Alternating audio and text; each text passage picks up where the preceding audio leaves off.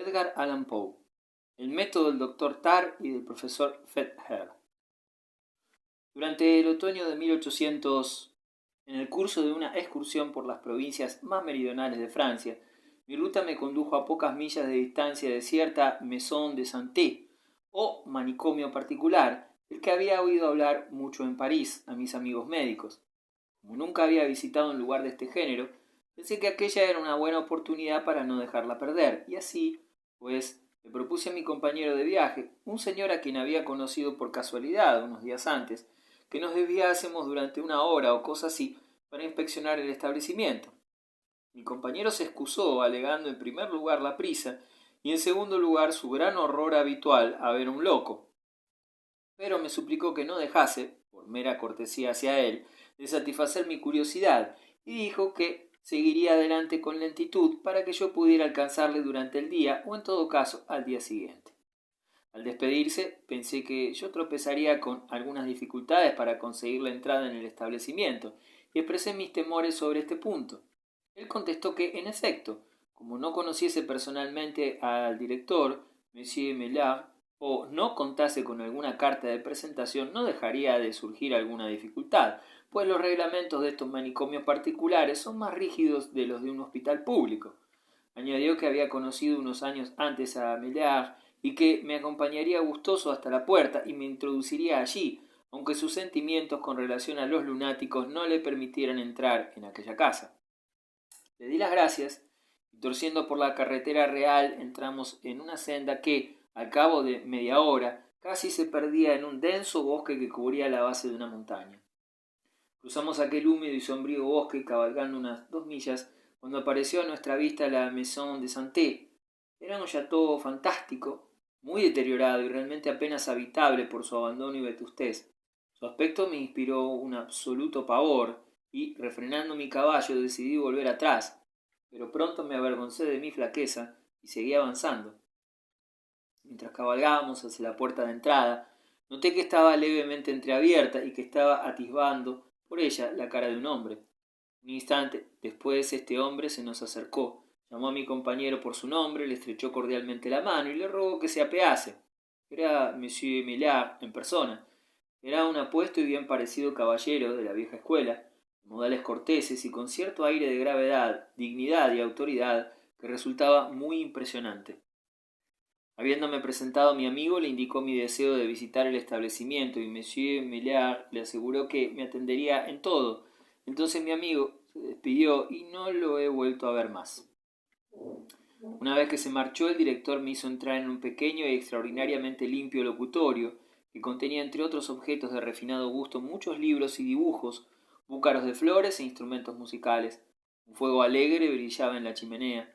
Al piano, cantando un aria de Bellini, estaba sentada una joven muy bella, quien, a mi entrada, interrumpió su canto y me acogió con graciosa cortesía. Su voz era profunda y todas sus maneras subyugantes. También creí percibir ciertas huellas de tristeza en su rostro, que era excesivamente pálido, aunque nada desagradable.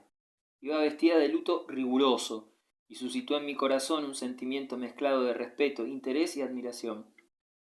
Yo había oído decir en París que la institución de Monsieur Maillard se hallaba organizada conforme a lo que vulgarmente se llama el método calmante, que estaban suprimidos allí todos los castigos, que incluso raras veces se recurría al encierro, que los pacientes, aun siendo vigilados secretamente, gozaban de una aparente libertad, y que a la mayoría de ellos se les permitía pasear alrededor de la casa y por los terrenos contiguos con el traje corriente de las personas de sano juicio.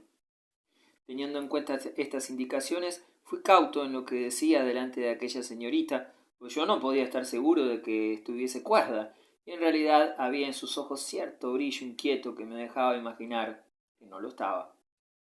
Por tanto, limité mis observaciones a los tópicos generales, pues de este modo pensé que no podría disgustar o irritar ni siquiera a un lunático.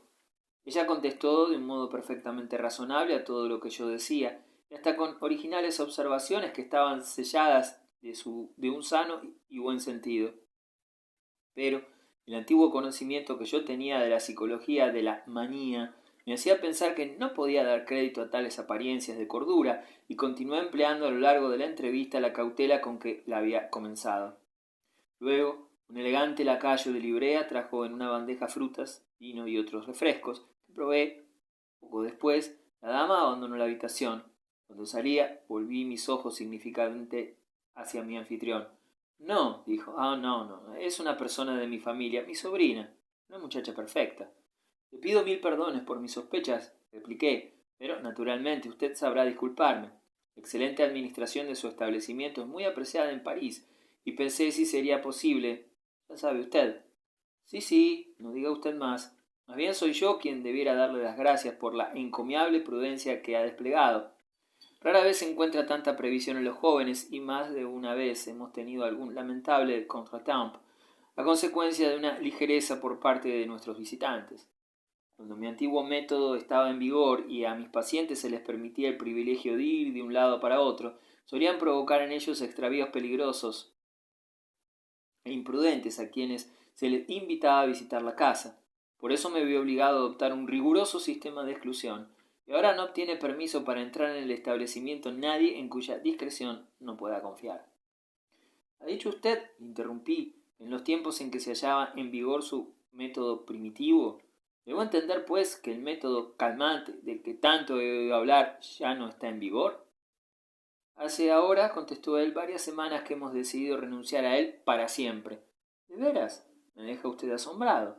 Hemos visto, señor, dijo suspirando, que era absolutamente necesario volver a las viejas costumbres.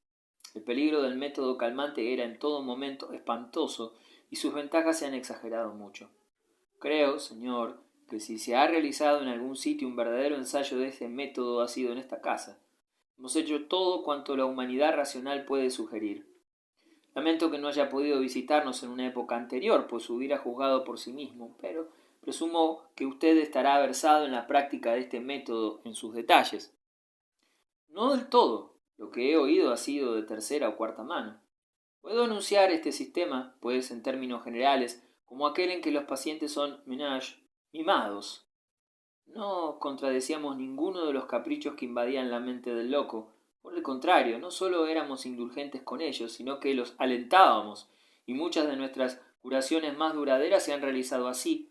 No hay ningún argumento que impresione tanto la débil razón de un loco como el argumentum ad absurdum. Hemos tenido pacientes, por ejemplo, que se imaginaban ser pollos. La curación consistía, insisto sobre esto como sobre un hecho, en acusar al paciente de estupidez por no darse cuenta de que aquello era un hecho, negándole así durante una semana todo alimento que no fuese el adecuado para un pollo. De esta forma, con un poco de trigo hemos realizado maravillas. Pero, ¿solo se empleaba este método de aquiescencia? De ningún modo. Poníamos mucha fe en diversiones de un género sencillo, tales como la música, el baile, los ejercicios gimnásticos en general, las cartas, cierta clase de libros, etc. Fingíamos tratar a cada individuo como si padeciese algún trastorno puramente físico, y la palabra loco no se empleaba nunca. Un punto fundamental era que cada demente vigilase las acciones de todos los demás. Al depositar la confianza en la inteligencia y en la discreción de un loco, se gana uno su cuerpo y su alma. Este medio nos ha permitido prescindir del costoso personal de vigilancia. ¿Y no tenían ninguna clase de castigo? Ninguna. ¿Y encerraban nunca a sus pacientes? Muy rara vez. De cuando en cuando la enfermedad de algún paciente originaba una crisis o le acometía un repentino acceso furioso. Lo llevábamos a una celda secreta por temor de que su trastorno pudiese contagiar a los demás, y se le encerraba allí hasta que pudiese ser entregado a sus amigos, pues no nos encargábamos de los locos furiosos. Estos por lo general son llevados a manicomios públicos. ¿Y ahora que ha cambiado todo esto, cree usted que los resultados son mejores? Indiscutiblemente. El método tenía sus desventajas y hasta sus peligros. Afortunadamente hoy día ha sido desechado en todas las maisons de santé de Francia.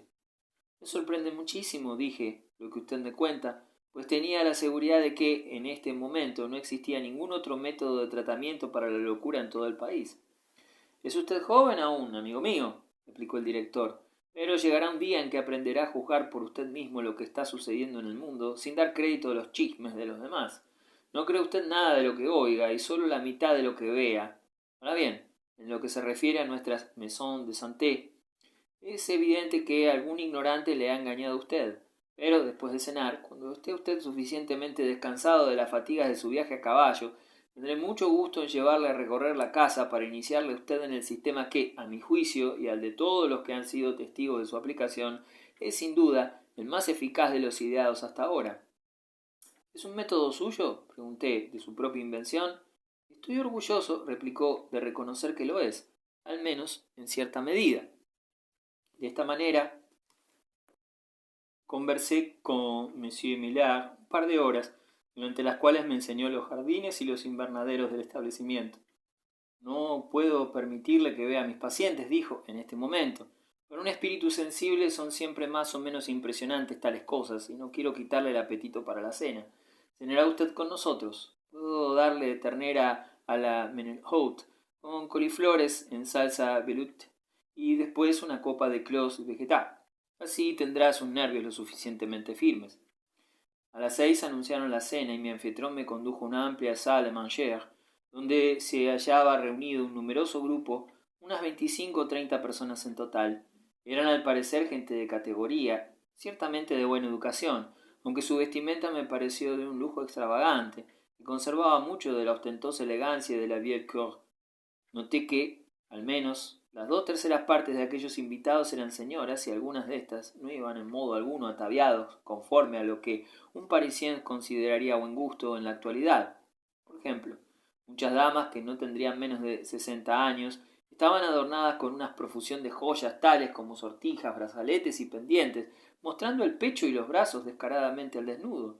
Observé también que muy pocos vestidos estaban bien hechos, o al menos que muy pocos le caían bien a quienes los lucían. Al mirar alrededor descubrí la interesante joven a quien Monsieur Millard me había presentado en el pequeño locutorio, pero mi sorpresa fue grande al ver que llevaba un vestido de miriñaque, zapatos de tacón alto y un gorro sucio de encaje de Bruselas, tan grande para ella que le daba a su cara una expresión ridículamente diminuta. Cuando la vi por primera vez iba vestida mucho más convenientemente, de luto riguroso.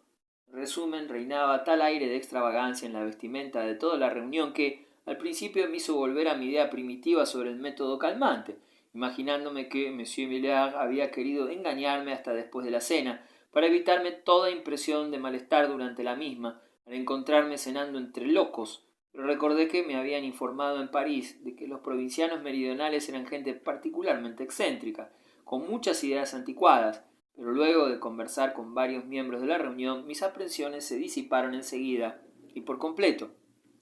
El comedor en que nos hallábamos, aunque tal vez era de buenas dimensiones y de suficiente comodidad, carecía de elegancia. El suelo, por ejemplo, estaba sin alfombrar. En Francia, sin embargo, se prescinde con frecuencia de la alfombra. También las ventanas carecían de cortinas. Las contraventanas que se hallaban cerradas estaban aseguradas con barras de hierro colocadas diagonalmente, conforme al sistema de cierre de nuestros tenderos. Observé que el apartamento formaba por sí solo un ala del château. Por consiguiente, las ventanas daban a 3 lados del paralelogramo, estando la puerta situada en el otro. En total, no había menos de 10 ventanas. La mesa estaba soberbiamente puesta. Estaba cargada de platos y más aún de golosinas. La profusión era realmente bárbara. Había viandas suficientes para saciar a los anaquín. Jamás en mi vida había presenciado yo tanta prodigalidad, un derroche tal de cosas gratas. Sin embargo, había muy poco gusto por la disposición, y mis ojos, acostumbrados a las luces suaves, se sentían lastimosamente heridos por el prodigioso fulgor de la multitud de bujías que, en candelabros de plata, estaban colocadas sobre la mesa y alrededor de toda la habitación, en cualquier parte que era posible hallar un sitio. Varios criados diligentes se encargaban del servicio, y sobre una amplia mesa, al fondo de la estancia, estaban sentados 7 u 8 músicos con violines, pífanos, trombones y un tambor. En intervalos, durante la comida, aquellos individuos me atormentaron mucho con una infinita variedad de ruidos que intentaban ser música y que parecían proporcionar gran complacencia a los presentes, salvo a mí. En conjunto, no podía menos de pensar que había mucho de bizarro en cuanto veía a mi alrededor. Pero el mundo está compuesto de toda clase de personas, con varios modos de pensamiento y toda suerte de costumbres convencionales. Además, yo había viajado tanto como para no ser completamente un adepto al nihil admiram. Por eso me senté muy tranquilamente a la derecha de mi anfitrión, y como sentía un excelente apetito, hice honor a los exquisitos platos que tenía a la vista. La conversación, entre tanto, era animada y general. Las señoras, como de costumbre, hablaban mucho. Pronto descubrí que casi todos los componentes de la reunión estaban bien educados y mi anfitrión era, por sí solo, un mundo de graciosas anécdotas. Parecía estar deseoso de hablar de su puesto como director de una maison de santé, y realmente el tema de la locura era, con gran sorpresa mía, el preferido de todos los presentes. Se contaron muchas historias divertidas referentes a las chifladuras de los pacientes. Una vez teníamos aquí un muchacho, dijo un señor grueso y pequeño, que estaba sentado a mi derecha, un muchacho que se imaginaba ser una tetera, y entre paréntesis, no es una sorprendente particularidad la frecuencia con que invade esa singular rareza la mente de los locos. Apenas si hay un manicomio en Francia que no suministre una tetera humana. Nuestro caballero era una tetera inglesa, y se cuidaba de bruñirse a sí mismo todas las mañanas con una gamuza y abundante blanco de España. Y luego, dijo un hombre alto, sentado frente a nosotros, tuvimos aquí, no hace mucho tiempo, a una persona a quien se le había metido en la cabeza que era un asno, lo cual no estaba muy lejos de la realidad. Se trataba de un paciente muy turbulento, y nos costaba mucho trabajo impedir que diese saltos aquí adentro. Durante mucho tiempo no quiso comer más que cardos, pero le curamos de esta manía insistiendo en que no comiese nada más que eso, y luego estaba constantemente dando coces con los pies. Así, así. Mr. de Kock, le agradeceré que guarde compostura, interrumpió en aquel momento una señora anciana que estaba junto al orador. Por favor, coséese a sí mismo. Ha echado a perder mi brocado. ¿Es necesario acaso ilustrar una observación de ese modo tan práctico? Nuestro amigo aquí presente podía haberle entendido, seguramente sin tales demostraciones. Creo que es usted un asno tan grande como se creía hacerlo aquel pobre desdichado. Sus patadas son verdaderas coces. Mille pardons, mademoiselle, replicó Monsieur de Kock, que era el apostrofado. Mil perdones, no tenía ninguna intención de ofenderla. Mademoiselle Laplace, Monsieur de Kock, solicita el honor de beber con usted. Y aquí, Monsieur de Kock se inclinó profundamente, besó su propia mano muy ceremonioso y bebió con Mademoiselle Laplace. Permítame, mon ami, dijo entonces Monsieur Maillard, dirigiéndose a mí, permítame que le sirva un trozo de esta ternera a la Saint-Menot. La encontrará usted muy tierna. En aquel instante 3 criados robustos habían logrado depositar sin novedad sobre la mesa una enorme fuente o trinchero que contenía lo que supuse era el monstrum horrendum, informe ignes qui lumen ademptum. Pero mediante un examen minucioso me aseguré de que se trataba tan solo de una ternerilla asada entera y colocada de rodillas con una manzana en su boca, según la costumbre inglesa de guisar una liebre. No, gracias, respondí. A decir verdad, no siento una predilección especial por la ternera a la Saint. ¿Cómo es eso? Pues no creo que me siente bien. Preferiría cambiar de plato y probar el conejo. Había varias fuentes a los lados de las mesas que contenían lo que parecía ser un simple conejo a la francesa, un morceo muy delicioso que me permito recomendar. Pierre, gritó mi anfitrión, cambia el plato de este señor y dale una tajada de ese conejo Auchat. ¿Cómo? Pregunté. Ese conejo Auchat. Bueno, se lo agradezco. Pensándolo mejor, no me apetece. Me serviré yo mismo una loncha de jamón. No sabe uno nunca lo que come, pensé para mí, en la mesa de estas gentes provincianas. No quiero probar su conejo Auchat, ni cosa parecida, así como tampoco su cat au rabbit. También, dijo un personaje de aspecto cadavérico, que estaba sentado a los pies de la mesa, reanudando el hilo de la conversación en el punto en que se había interrumpido, también tuvimos, entre otros, un paciente que se le había metido entre ceja y ceja que era un queso de Córdoba. Andaba con un cuchillo en la mano, invitando a sus amigos a que probasen un trocito de la mitad de su pierna.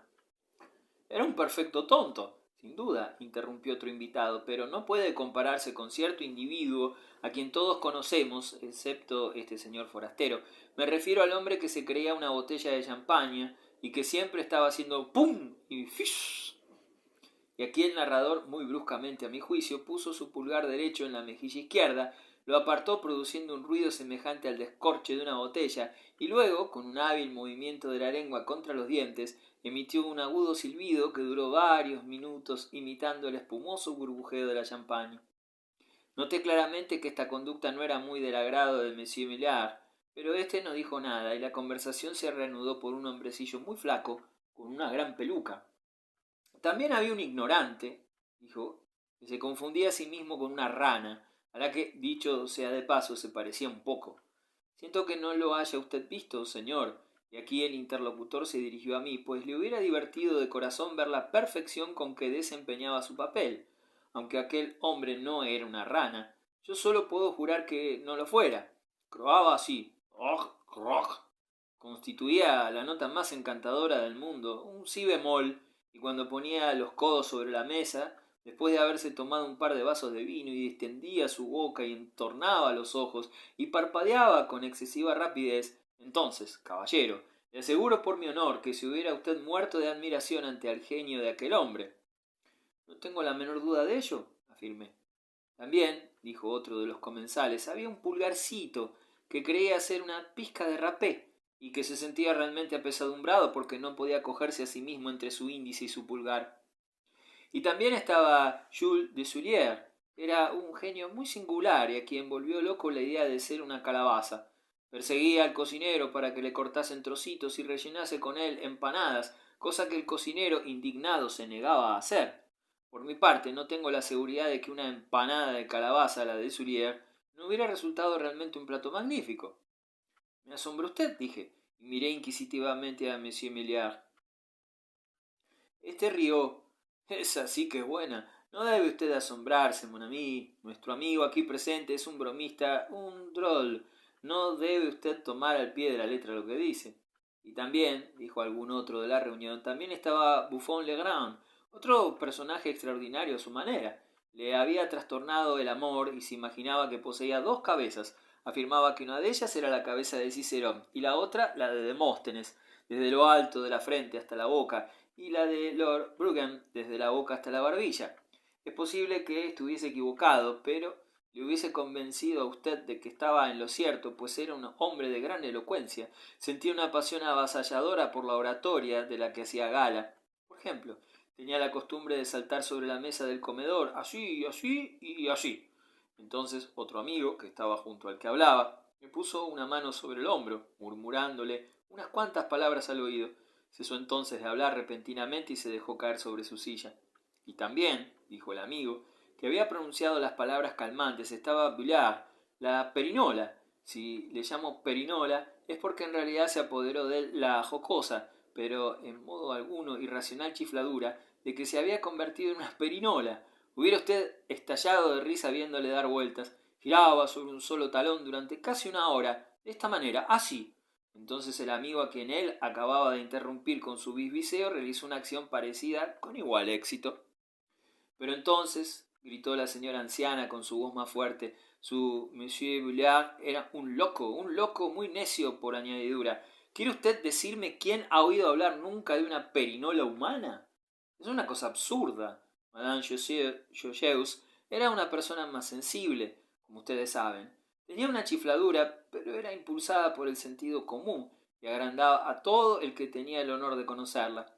Se dio cuenta, tras madura reflexión, de que por algún accidente se había convertido en un gallo, aunque como tal se comportaba con decoro. Agitaba sus alas de un modo prodigioso, así, así, así, y en cuanto a su cacareo, era delicioso. Madame Joyeuse le agradecería que se reportase usted, interrumpió nuestro anfitrión, muy enojado. Puede optar entre comportarse como una señora o marcharse de la mesa inmediatamente. Elige usted. La señora, quien me sorprendió mucho oír que la llamasen Madame Joyeuse, después de la descripción de Madame Joyeuse que ella misma acababa de hacer, enrojeció hasta las cejas y pareció sumamente avergonzada ante el reproche. Pero otra señora más joven reanudó el tema. Era la bella muchacha a quien yo había conocido al llegar. Oh, Madame Joyeuse, era una loca, exclamó, pero después de todo había mucho sentido cabal en la idea de Eugène Salsafette.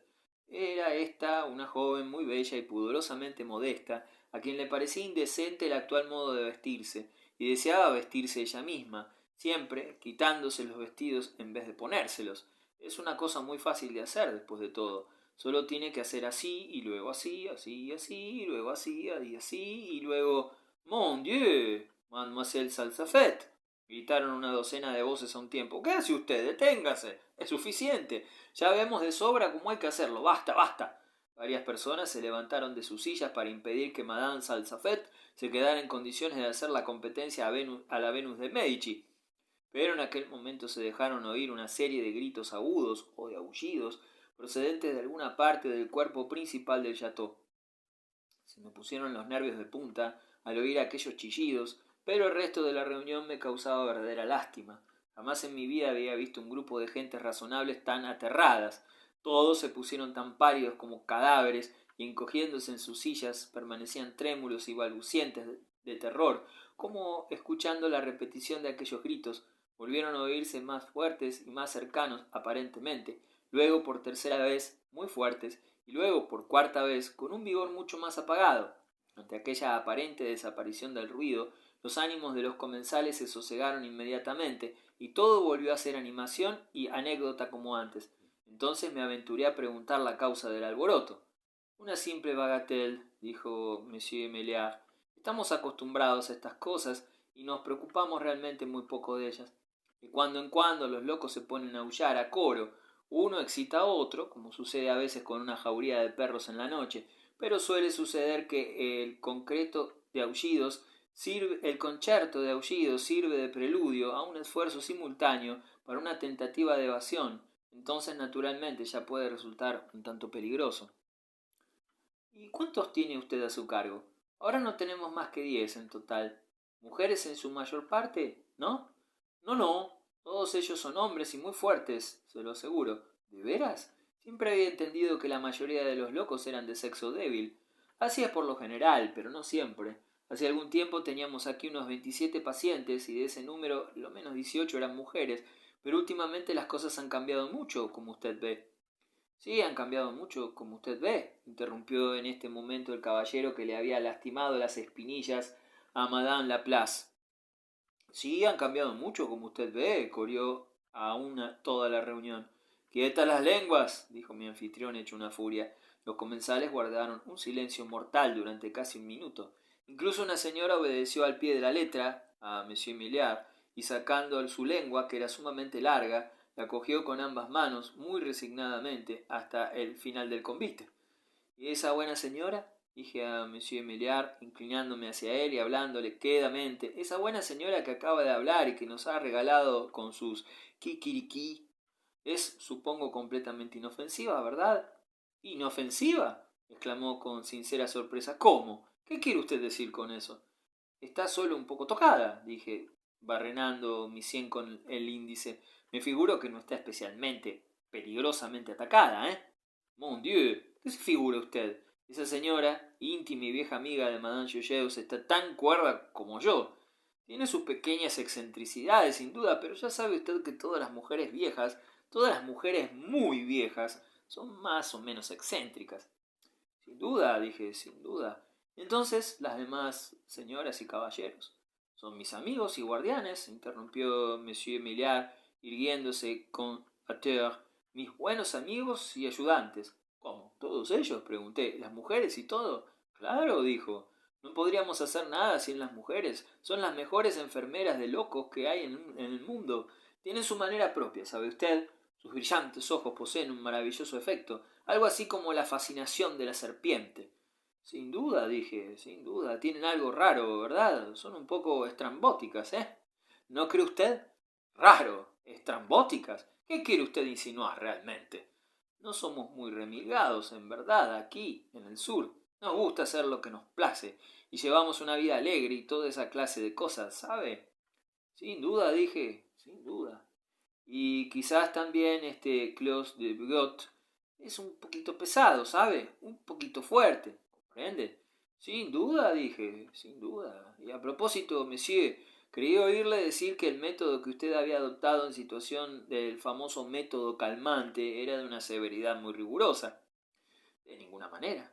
Nuestro confinamiento es necesariamente cerrado, pero el tratamiento médico, quiero decir, no tiene nada de desagradable para los pacientes.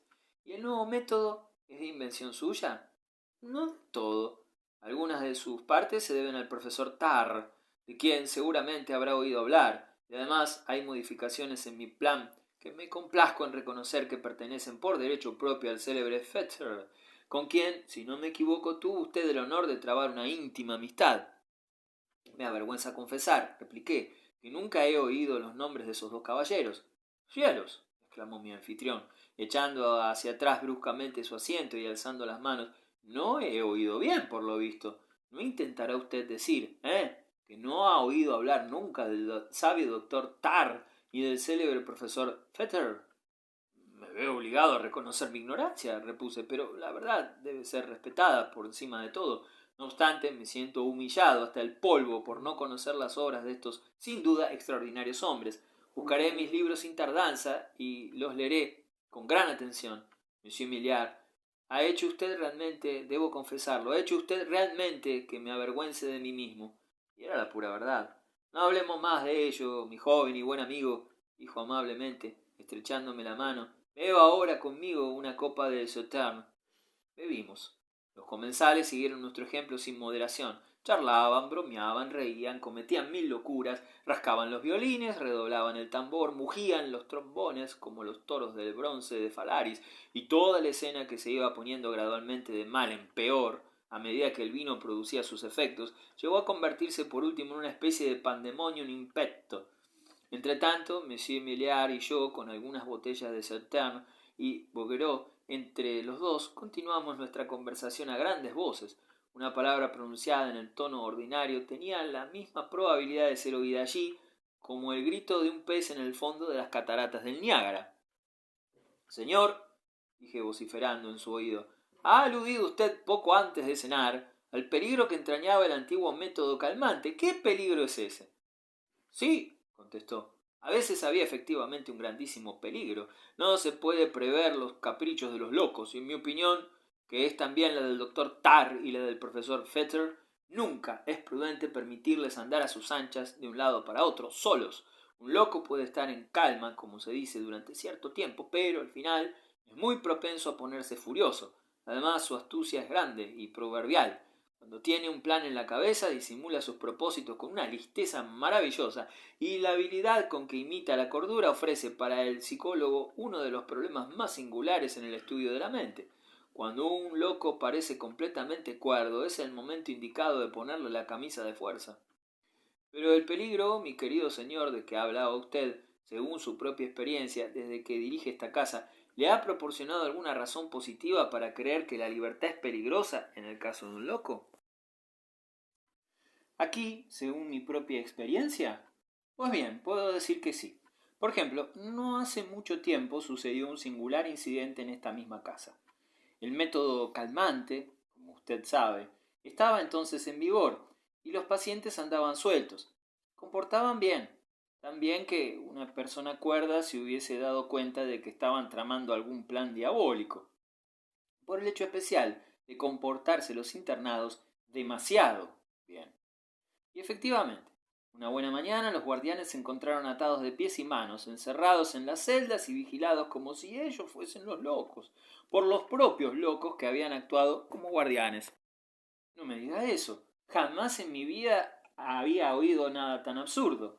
Es verdad, todo ello sucedió por culpa de un estúpido sujeto, un loco, a quien, no sé por qué, se le metió en la cabeza que había inventado el mejor sistema de régimen de que hasta entonces se oyó hablar. De régimen de locos, quiero decir. Supongo que deseaba poner en práctica su invención y persuadió al resto de los pacientes para que se le uniesen en una conspiración a fin de derribar los poderes reinantes. ¿Y lo consiguió realmente? Ya lo creo. A los guardianes y a los enfermos pronto se les hizo cambiar de puesto. No sucedió así exactamente, pues los locos habían estado en libertad, pero los guardianes fueron encerrados al momento en celdas y tratados, siento decirlo, de una manera muy caballerosa. Pero supongo que la normalidad no tardaría en restablecerse. Ese estado de cosas no podía durar mucho tiempo. La gente de las cercanías, los visitantes que viniesen a ver el establecimiento, darían la voz de alarma. No da usted en el clavo. El cabecilla de la sublevación era demasiado astuto para no prever tal contingencia. No volvió a admitir ningún visitante más. Prohibió todas las visitas, salvo la de un caballerete de aspecto muy estúpido, de quien no tenía nada que temer. Se dejó visitar la casa con objeto de variar, de divertirse un poco a costa suya. Una vez que se burló de él lo suficiente, lo dejó marchar y volver a sus asuntos. ¿Y cuánto duró el reinado de los locos? Oh, duró mucho tiempo, quizás un mes, no puedo decirlo con exactitud. Entretanto, los locos disfrutaron de una buena temporada, puede usted creerme. Se quitaron sus ropas deterioradas y usaron con entera libertad el guardarropa y joyas de la familia del director. Las bodegas del chateau estaban bien surtidas de vino y los locos demostraron su gusto por los buenos caldos. Vivieron bien, se lo aseguro. ¿Y el tratamiento? ¿Cuál era el tratamiento especial que puso en práctica el jefe de los rebeldes?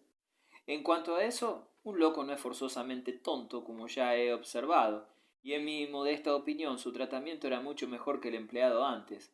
Era un método magnífico, en verdad, sencillo, limpio, nada molesto, en suma, delicioso. Era... En ese momento las observaciones de mi anfitrión fueron interrumpidas por otra serie de aullidos del mismo carácter, de los que ya nos habían desconcertado, pero esta vez parecían venir de personas que se acercaban rápidamente. Cielo santo, exclamé, los locos han debido de evadirse, sin duda. Mucho me temo que sea así, replicó Monsieur Milliard, poniéndose excesivamente pálido. Apenas había terminado su frase cuando fuertes gritos e imprecaciones se oyeron bajo las ventanas, y acto seguido resultó evidente que unas personas se esforzaban desde afuera para penetrar en la habitación. Aporreaban la puerta con algo que parecía ser un martillo, y las maderas eran arrancadas y blandidas con prodigiosa violencia. ¿Cómo describir el estado de confusión que se produjo? Monsieur Meliard, ante mi enorme asombro, se metió debajo del aparador. Yo había esperado más resolución por su parte. Los miembros de la orquesta, quienes durante los últimos 15 minutos parecían absolutamente borrachos, se pusieron a brincar todos a la vez. Cogieron sus instrumentos y subiéndose a la mesa atacaron al unísono el Yankee Doodle, que ejecutaron, si no en el tono exacto, al menos con una energía sobrehumana, mientras duró el tumulto. Ante todo esto, sobre la mesa del banquete, entre las botellas y las copas, saltaba el señor a quien con mucho trabajo se le había impedido antes. Tan pronto como estuvo cómodamente instalado, comenzó un discurso que, sin duda alguna, sería muy importante de haberse podido oír. En el mismo instante, el hombre con vocación de perinola comenzó a girar alrededor de la estancia con una inmensa energía, estirando los brazos en ángulo recto con su cuerpo, de tal modo que parecía una auténtica perinola, derribando todo lo que encontraba a su paso. Luego, al oír un increíble descorche y burbujeo de champaña, descubrí al fin que provenía del individuo que había representado durante la cena el papel de botella de esta exquisita bebida. Mientras el hombre rana croaba como si la salvación de su alma dependiese de cada nota que profería. En cuanto a mi vieja amiga, Madame Joyeuse, parecía tan terriblemente perpleja que me dieron verdaderas ganas de llorar por la pobre señora, mas, pese a todo, permanecía erguida en un rincón junto a la chimenea, cantando sin cesar y con toda su fuerza «¡Kikiriki! ¡Kikiriki!».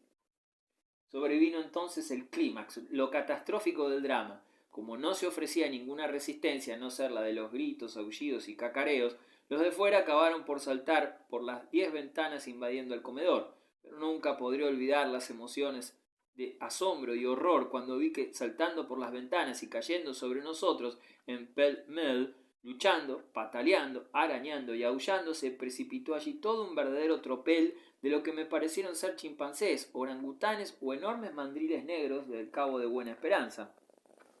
Recibí un porrazo terrible que me hizo caer rodando debajo del sofá, donde me quedé quieto, después de permanecer allí unos 5 minutos, durante los cuales escuché con todos mis sentidos lo que sucedía en la habitación. Tuvo para mí un satisfactorio denouement aquella tragedia. Monsieur Meliard, según parece, al contarme lo del loco que había incitado a sus compañeros a la rebelión, había relatado simplemente sus propias hazañas. Este señor había sido efectivamente unos 2 o 3 años antes, el director del establecimiento, pero se volvió loco, pasando a ser un paciente más. Este hecho era desconocido por mi compañero de viaje al presentarme allí. Los guardianes, en número de 10, al ser instantáneamente dominados, fueron primero bien embreados, luego cuidadosamente emplumados y por último encerrados en las celdas subterráneas. Así pues, estuvieron encerrados más de un mes, durante el cual Monsieur Meliard, canción popular de los yanquis, les había concedido con generosidad no sólo brea y plumas que constituían su método, sino algún alimento y agua en abundancia. Esta última la sacaban a diario con una bomba, Por último, al escaparse uno de ellos por una alcantarilla, dio libertad a todos los demás. El método calmante, con serias modificaciones, ha sido de nuevo puesto en vigor en el Château. Sin embargo, no puedo menos de estar de acuerdo con M. Milliard en que su tratamiento era el más importante de los de su género. Como justamente observaba él, era sencillo, claro, y no molestaba en absoluto, ni mucho menos. Solo me falta añadir que, a pesar de haber buscado por todas las librerías de Europa las obras del Dr. Tarr y del profesor Fetter, mi búsqueda ha resultado totalmente infructuosa.